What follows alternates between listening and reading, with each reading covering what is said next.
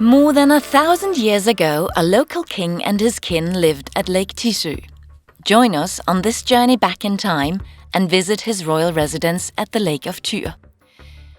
In the Viking Age, Reersø was an island, and shielded by it was the harbour.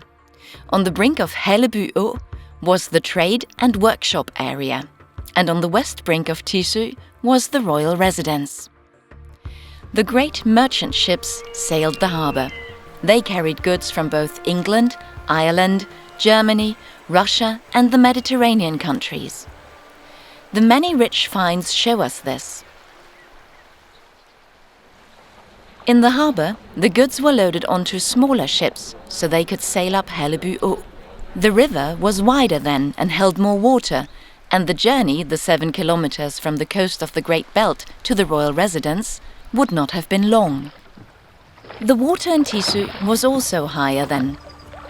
The royal residence was therefore on a small island, surrounded by wet moors and the waters from the lake and the river.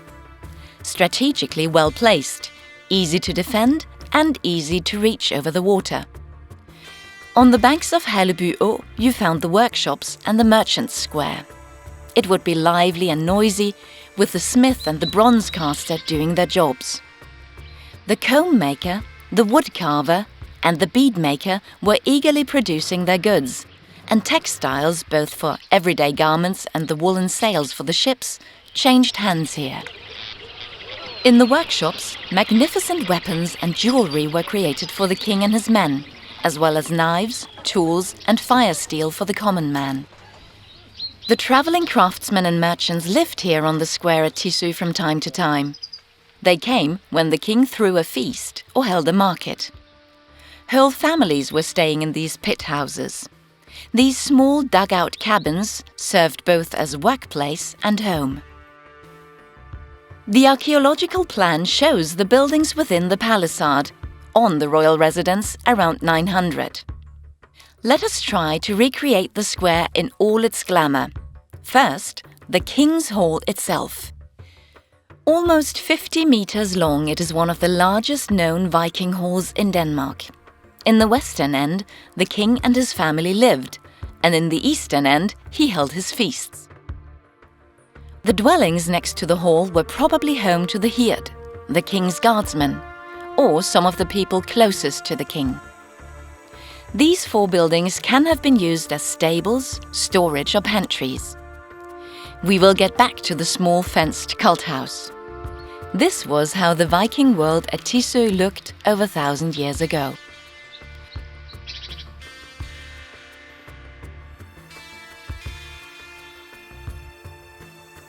The small fenced cult house is something very special. The figures shown here are from the Norse mythology and are found in the area. We meet both the Valkyries, Freya, and the goats of Thor. In the cult house, sacrifices were made to the gods. But how was it done back then? The Icelandic storyteller Snorri Sturluson describes in the saga of Håkon the Good how smaller animals were killed in the sacrificial celebrations, the cult feasts, around 1,000 years ago. Their blood was then used to dye the court pillars and walls red for the feast.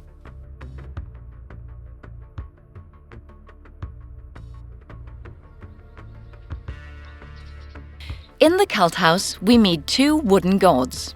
They have been sprinkled with blood from the sacrificial animals, and food has been put out for them. Written sources tell us that sacred objects could be kept in the cult houses. So maybe the Ring of Tissø once had its place here? If you arrived as a guest to the king's house, you were led along the path through the big gate. The strong palisade around the estate secured the area against uninvited guests. In the square, the horses were stabled. Horses were expensive and not for everybody. Bridles, spurs and metal studs and plates from harnesses show us that they were used for riding. Perhaps they were the horses of the hird, the armed guard of the king. Even before you'd enter the king's hall, the fire smoke and the smell of roasting wild boar would greet you. The warmth of the many people gathered for the feast would fill the eastern end of the hall.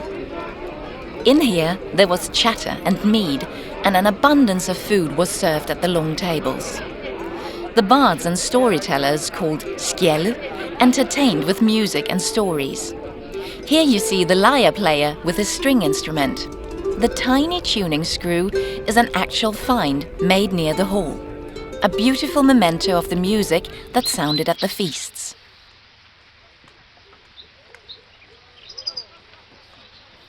The hall stood not alone in the square. Besides the cult house and the smithy, there were 4 smaller buildings. Perhaps they were used for storing food. The farms in the neighbouring Sæby and Bakkendrup could have grown crops like grains, linen, hemp, peas and field beans. Let us step inside and visit the ones closest to the king. They lived in the nearby longhouse. The fire under the pot at the fireplace would have been lit from morning till night. Perhaps fish soup could be on the dinner menu. The closed sleeping chamber with the large bed would have been quite calm. So this is how the royal residence at Tissø looked around the year 900. A centre of power where the Norse religion, trade and craftsmanship held a very high status. A place in Denmark which for more than 500 years was central to the contact with Europe. From the edge of the lake, men and women have been watching weapons being thrown into the lake of Tyr. Once a sacrifice to the gods. Today, a memento of the Vikings and their beliefs, their magnificent craftsmanship and their world at Tissø.